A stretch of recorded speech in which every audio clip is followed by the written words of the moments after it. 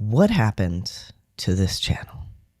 A fair question. I have almost 200 videos on this channel, and for a while there, I was putting out a video a week, most of them like around an hour or more in length. And these days, it's like maybe a video a month or every 3 months or something like that. So what happened?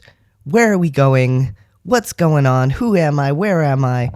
Etc. So this video is something that I've been putting off for a while because it's something that I've known I needed to make, but also I did not want to make. That sounds very dramatic. In this video, we're going to talk about what happened, why I stopped posting, what's going to happen next, what is the future of this channel, etc., etc. I know these kinds of videos maybe are not the most interesting, but I would ask that if you have a moment, or however long this video may turn out to be, if you can spare some attention to listen to what I have to say, I would appreciate it. Also, as should become very evident, I have not scripted this. I have some notes, but otherwise I'm just going off of whatever comes out of my mouth as I'm speaking, so there's going to be a lot of editing. So let's start with the number one question. What happened? So for a while there, we were trucking along quite smoothly, 1 video a week, sometimes 2, sometimes 3. Let's go back in time to why I first started this channel. So initially, the reason why I started posting was because I was obsessed with a little show called Heartstopper. And I was watching a lot of reaction videos and like finding that I had a lot to say and a lot that I wanted to share, but I didn't really have anyone to share it with. So I was like, crazy idea. What if I make a reaction video and just see how it is? So at that point, I had started transitioning and I did not hate my voice. I did not hate my appearance as much as I had previously. I felt like I could possibly appear in front of a camera and talk about something and not feel like I wanted to die. So I was like, you know what? Maybe it's time. I'm going to try it. Let's do it. I'm not going to put my picture on the thumbnail because that is still a step too far, but let's try doing some reaction videos. My expectations were quite low. I didn't expect many people to watch them, but as I went along, I was getting more comments, I was getting more views, and so I started branching out. I did some comics reactions. I did basically the majority of my content was Heartstopper focused, reacting to the show, reacting to the comics, tangential videos about the characters, or like funny little game videos related to the characters. Very Heartstopper focused, with occasional forays into like my life or books or writing or things like that, but mostly focused on reaction content. I even did some reactions to non-Heartstopper content, but I tend to hyperfixate on things, and I've been this way all my life, and we'll talk about mental health a bit later, but Heartstopper, being my number one fixation for quite some time, was the thing that I wanted to watch over and over again. I wanted to think about, I wanted to do deep dives, I wanted to like talk about the characters and the motivations. I had so much to say. And so I put it into the videos, and it was great. And people responded. People mostly seemed to enjoy it. So I kept doing it, and it was great. Now, eventually we hit a point where I stopped posting so much. And a lot of that had to do with everyone's favorite, mental health struggles. So I am no stranger to mental health struggles. I have dealt with that kind of stuff pretty much the majority of my life, I'd say, starting from the time I was a teenager onward. And here are just a few highlights of what's going on in my brain.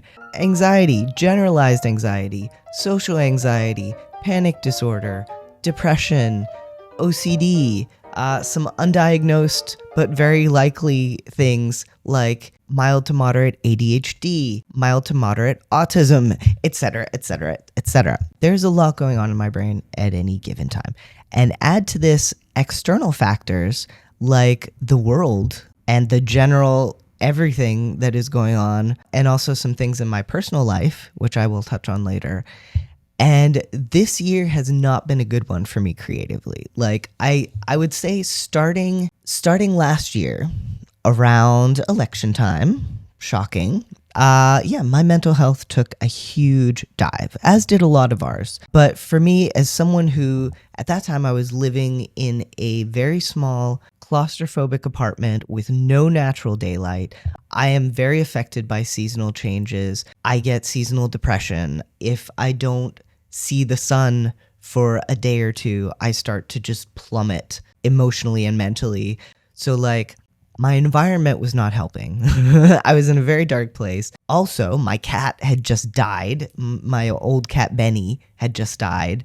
And then a certain horrible person got elected to be our president, and that didn't help. So I was just spiraling. Like, I was not doing well. I had to take time off from even doing any videos. And, I was very apologetic about it. I felt really bad about it, but like, I just could not. I spent so much of last winter just literally lying on the floor in front of my space heater and wondering, like, am I ever going to be able to get up again and do anything again? And then I met someone. We really connected. We were not physically in the same place, but constant text messaging, talking on the phone for hours at a time, just falling really hard and fast for each other. And as someone who has spent most of my life without a significant other, because, for most of my life, people were seeing me as a woman and as a girl, and I felt deeply uncomfortable in every romantic relationship because they were not seeing the person that I actually was, and I was not seeing the person that I actually was. And, all the anxiety and depression and all that too didn't help. But yeah, so I'm like, finally, after all this time, I have found my person. And I definitely tend to go from 0 to 1,000 when it comes to liking someone or loving someone in a romantic way. If there is an opposite to aromantic, that is me. So like, I fell so hard for this person, and I genuinely thought that they were the one. I thought we would spend the rest of our lives together. And I know that sounds silly because we didn't know each other for that long. We hadn't even met in person, but I could see it. Like, we just fit together so well, and it felt so right. So they came to visit me. I didn't mean for this to turn into the soap opera hour, but like, they came to visit me. And like, before that, there had been a lot of back and forth of like anxiety on both of our parts of like, what if we meet and it just doesn't work and we don't like each other and then someone's heart gets broken. And it was a little bit of a rocky start, but the second that we met, it just felt right. And the other person reciprocated and like verbally told me and physically told me as well. It was February, so it was super cold and snowy and disgusting. So we're in my tiny little apartment with no natural daylight, and this person has just traveled across the United States to spend time with me.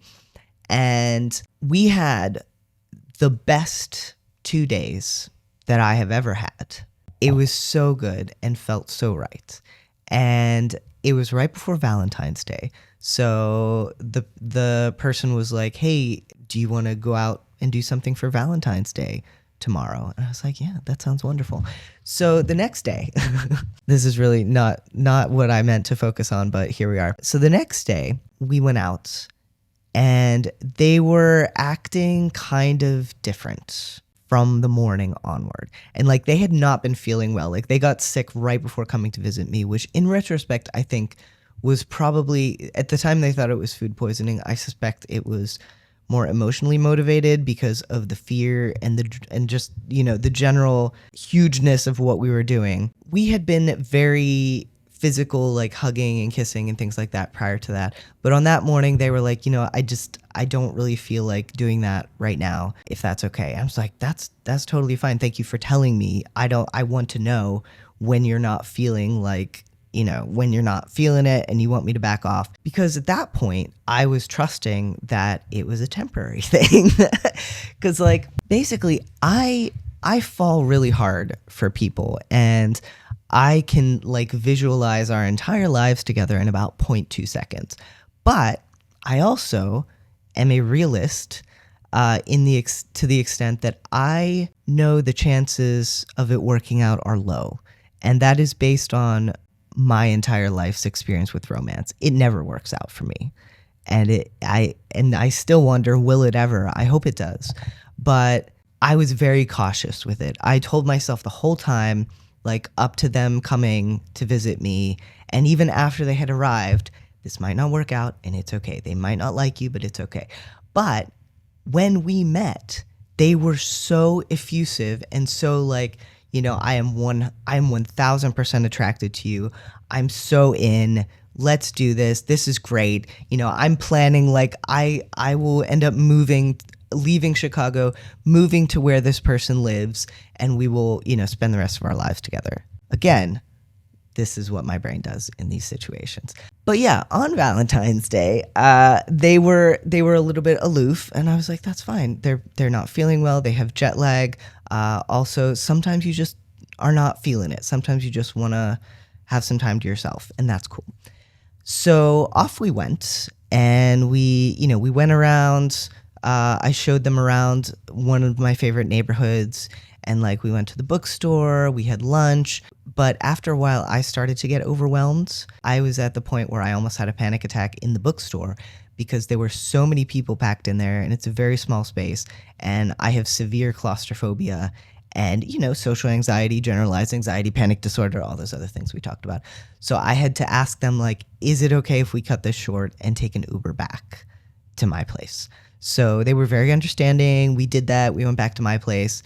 And, I asked for a hug because I just needed, and I was like, oh, thank you. I was so grateful. I was like, thank you for being here. Thank you for helping me through this, because it's hard. Like, it's hard being someone who has panic attacks because other people often don't understand, and I've had people react very negatively to me having to leave a situation because of what's going on in my brain and my body. This person was very understanding, very kind. It was great. And then like 5 minutes after I had calmed a bit down from my panic attack, they told me that they didn't think we should see each other anymore. So this was a massive shock to me because, like, up until that point, there had definitely been some moments of them doubting, like, is this a good idea? We live so far apart. We're apart in our ages. There's a significant age gap as well. But it always came back to them being like, no, you know what? This is good. I believe in this. I think this could be a good thing. And, again, since we had met physically, it had been full speed ahead, no doubt, definitely interested, definitely an attraction there. But suddenly they were telling me, I just woke up this morning and didn't feel attracted to you anymore. So it was more than a gut punch. It was no blame at all on this person. They cannot help how they feel. And if it was to the point where overnight they could change their entire feeling towards me, it probably wasn't meant to be. I mean, at this point, I know it wasn't meant to be, but I had been building a whole future in my mind with this person. And more than that, I had been structuring my days around that person, which is not healthy. You shouldn't do that. My whole day, my whole mental health was built on a bridge of talking to this person, exchanging photos, flirting, just getting that dose of serotonin and maybe I'm okay. Someone likes me. Someone is attracted to me, which I've never felt before. And suddenly, just when I had let my guard down, just when I was telling myself this actually might work out, it was all torn away. And it was bad timing, for sure. I had just had a near panic attack. It was Valentine's Day. We were trapped in my apartment together for 4 more days was the plan at this point. It was 2 days into their visit. And they were saying, actually, never mind. So at the time, I thought I was reacting fairly well. In retrospect, I don't think I reacted great because the filter between brain and mouth disappeared and I just said everything that came to my mind. None of it was angry or blaming, but I think it probably made them feel really bad. And given that they were going into this situation worried about hurting me, I was also worried about hurting them. I'm sure that didn't help. So anyway, I needed to, one of the things that helps me calm down sometimes is doing like a walking meditation where I just walk around the apartment or back and forth, breathing, focusing, trying to calm down. So while they were sitting on my couch, they had to watch the devastation that they had just caused me as I paced back and forth in my apartment for 20 minutes. And we had like the Owl House or something playing in the background. It was pretty much a nightmare. And the next morning they were like, yeah, I'm going to go. So they booked a new flight. And like the issue was that by the next morning, I had dealt with things to the extent where I was like, you know what, this is okay. I'm very sad about this, but we can still be friends. They can still be in my life. This isn't goodbye. Little did I know, they had in fact come to the conclusion that we should never see or talk to each other again.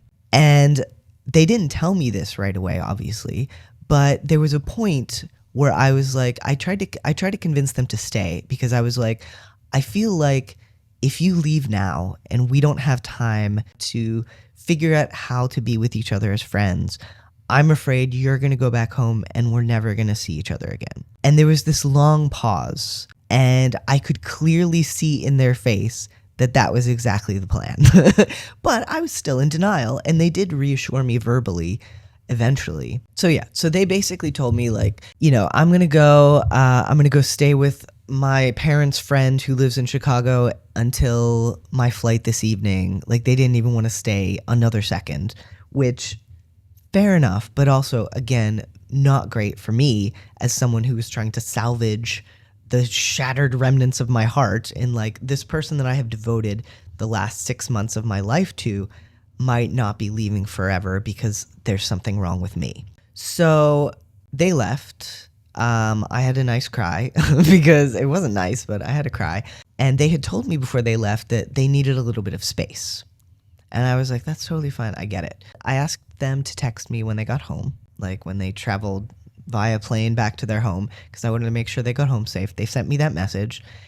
And I proceeded to do what I thought constituted backing off.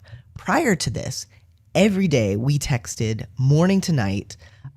We talked on the phone for at least an hour or two every day. So my version of backing off was one text on Monday, another text later in the week, another text the next week. I'm like, this is backing off, right? I did not realize that what they meant by backing off was no contact. So they did not reply to anything that I sent them. And as someone who is always like, if you do not reply to my text, I'm convinced that you hate me or I've done something horrible. So I was getting more and more convinced that I had messed things up to a ridiculous degree. And so my texts got a little more desperate, which in retrospect, not great. But I eventually sent an email to every single account that they had in a desperate attempt just to get them to reply, because I needed something, you know. I was left hanging for like a month before they finally replied. It might have even been longer than that. But eventually they replied saying, please never contact me again. And the only explanation they were able to give was that when they had asked for space and I continued to contact them, that made them withdraw further, and they just wanted nothing to do with me. So this was very difficult for me to deal with, obviously, and I was not in a good headspace for a very long time. So this was also the time that I was moving to my new apartment, the apartment I'm in now, which does have natural daylight, is in exactly the neighborhood that I love, and just is a wonderful place.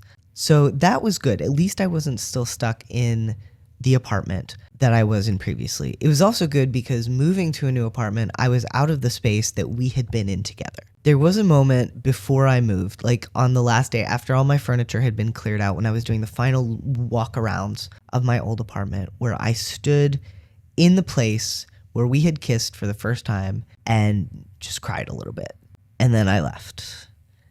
And, since that last email contact, we've had no contact. And that makes me sad because I genuinely believe that we would have been really good together. But clearly, obviously, that doesn't matter because it was not right for them. I think a lot of it had to do with fear, and I know some members of their family were not super happy about our age difference, which fair enough. But, it was really hard to deal with. It's the first major heartbreak that I've had. There was one when I was in my 20s that was a bit similar, but was not quite the same. This was definitely worse. So, basically, I was spiraling, and then I met this person, and suddenly I felt great. And then I lost that person, and I went deeper and darker than I had before. Again, all in the environment of what is currently going on in our world. So it's been rough. 2025, not my favorite year. Not many people's favorite year. But yeah, so that is one of the reasons why I have not been posting much. This year has probably been the least creative year of my life. I have written almost nothing this entire year. My creative inspiration always goes in waves. I'll have a month or two where I write nothing, and then I'll write for 2 months straight. This year, nothing. I've dabbled a bit in working on a memoir piece that I've wanted to write for a while, but it's been a struggle, and I've done nothing with fiction. I didn't even read fiction for half of this year because after what happened with this person, I did not want to read books about people being happy and in love. And it was only a month or two ago that I got back into reading romantic fiction, which up until then was my happy place. So creatively, it's been a very difficult year. And that has also bled into my motivation to make videos. Getting back to videos, there have been a lot of challenges this year. I already talked about the mental health challenges and just in general what's been going on in my life and the world. There's also the fact that YouTube has changed. Making a reaction video is very difficult because their copyright standards have changed, and they are allowing less and less and less of copyrighted content in a video before they block it. There have been at least 3 or 4 Heartstopper videos that I have posted that have either immediately or shortly thereafter been blocked. I've had a video that's a year or 2 old, 2 years old, be randomly blocked. And it's just very difficult. There's also the fact that it is now more difficult algorithm-wise to get your videos shown to people. So basically, let's say I sit down to do a Heartstopper reaction. Recording it takes maybe an hour and a half or 2 hours. Editing takes at least 12 to 13 hours if it's a simpler video, longer than that depending. Adding in the captions takes maybe 2 to 3 hours. Watching it all back takes a lot of time. Uploading it, checking it, watching it with the captions to make sure the captions are okay, making the thumbnail, writing the description, posting about it on social media, posting it on Patreon, and finally making it live on YouTube. So imagine doing all that work and then having the video blocked. And if it's not blocked, having barely anyone see it. It has been very disheartening. And there's also the fact that one thing I have learned about myself recently is that it is very difficult to make my brain do something that it does not want to do. It's not a case of oh, I don't really feel like doing this. It's a case of I physically cannot do this task because my brain says no. And unfortunately, when it comes to videos, my brain has been saying no a lot this year. Sometimes it's possible to push through, but when you also add in being very tired from not sleeping well, which is just a product of all the other crap that's going on, feeling very low energy and low motivation because of depression, anxiety, etc., and the state of the world and everything else that's going on, and just all of that together, also knowing that I will spend so many hours working on this and get so little in return is also a challenge. For the most part, I'm okay with that. I enjoy making the videos, so it's not that I'm not enjoying them, and I'm okay if a ton of people don't watch it, but still, overall, it's not great right now. There's also the fact that like most people who do reaction videos on a lot of different things. And I have tried doing reactions on on other things, but the motivation is just not there. Like it has to be the thing that I am fixated on. I don't think I am a reactor at heart. And that probably shows in my reaction videos. They're not first time reactions. It's not me going, ooh, ah, ugh. It's me like doing a deep dive on the psychological reasons behind why someone is doing something and dissecting their characters. And, probably part of that is that, being a writer, I'm super fascinated by character and like the story and like how it all ties together. So that's what I can talk about, and that's what I enjoy talking about. And when people have asked me to do that for other shows and movies and things like that, I'm like, I just can't do that. All of which is to say, this is not what I want to do. And I've known that for a while. I don't want to be a reactor on YouTube. And the challenge is the majority of my audience is here for the reaction content. So that is very evident in just taking a look at the difference in views between my Heartstopper reactions and literally any other content I post. It's really sad. And I don't know how much of it is YouTube and its algorithm and the fact that it does not really support creators doing more than one thing on their channel. I want to post different kinds of videos. I want to do some vlogs. I want to do some books, some writing, some mental health, some trans issues, some queer stuff. Like I want to do all those things. YouTube is like, no, you are a reactor. You post reaction content. I will show your followers the reaction content and nothing else. So I don't know how much of it is that and how much of it is just people are just not interested in my other content, which is sad because, obviously like I respect the fact that not everybody is interested in what I have to say or in me as a person. Like they are here for the fandom. They are here to talk about Nick and Charlie. That's great. I love Nick and Charlie. Not everybody vibes with me as a person, and that's fine. But the fact of the matter is I want to post more content about just my life and mental health and queer issues and trans issues and books and writing and games and so many different things outside of Heartstopper reaction content. I don't want to stop making Heartstopper reaction content, though that has a definite end point now, because I am almost done with season 3 now, over a year later, really dragging my feet on that one. And after that, there's the movie, and then that's it. So, like, we're reaching a natural end point anyway. I guess the point of this very rambling video, we're already at 38 minutes, good times. The point of this rambling video is that the future of this channel is something that I am a little bit afraid of, because I know I'm going to lose followers. I've already lost followers, and my views have been significantly dipping since I stopped posting a lot of Heartstopper content, which makes sense because most people came here because of that. But yeah, I will continue to post Heartstopper stuff from time to time. By God, I will finish reacting to season 3. It is going to happen. It's just slow going because, again, it takes so long and so much effort, and it's so little reward. And sometimes it just ends up getting blocked anyway. And if you want to watch any of the blocked videos, by the way, they are up on my Patreon for free. Here's the bottom line. I want to spend my time doing things I enjoy.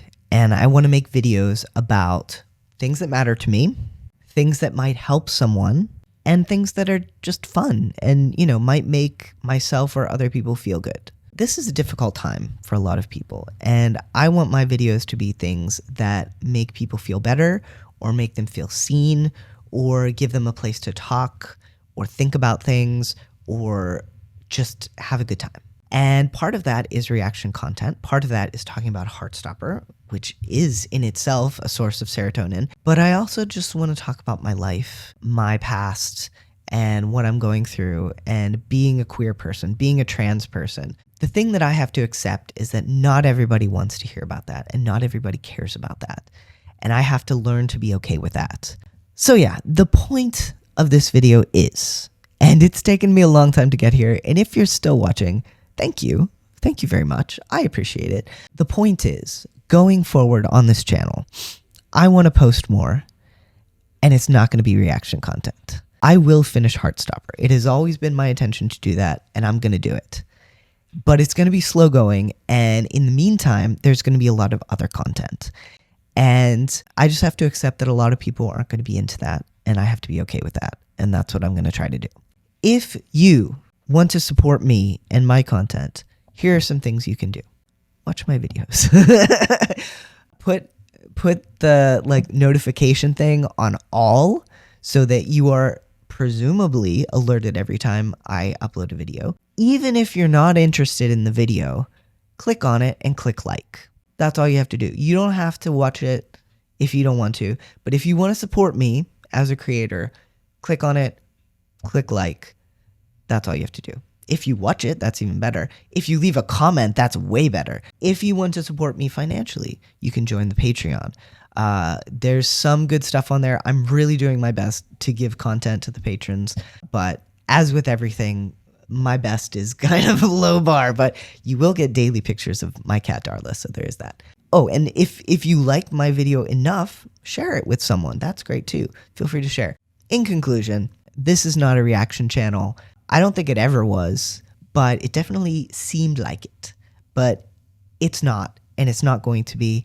And I hope that you'll give my future videos a chance. I hope that if you're having a moment sometime when you're on YouTube and you're like, I'm in the mood for something different, maybe you'll go look at some of my other videos. Maybe you'll give them a try and you'll be like, actually, I kind of like this.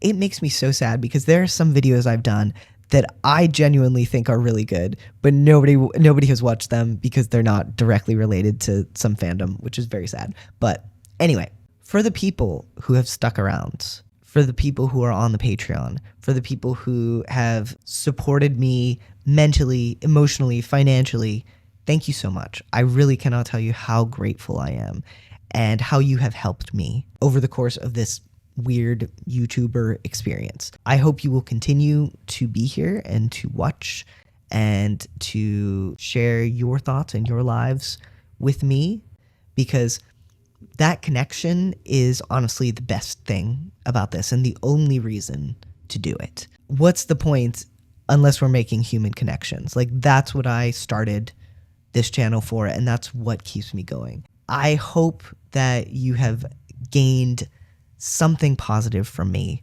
even if it was just a small thing or once over the course of all these videos. And I hope that someone in the future will find something positive from my future videos, even if it's just one person.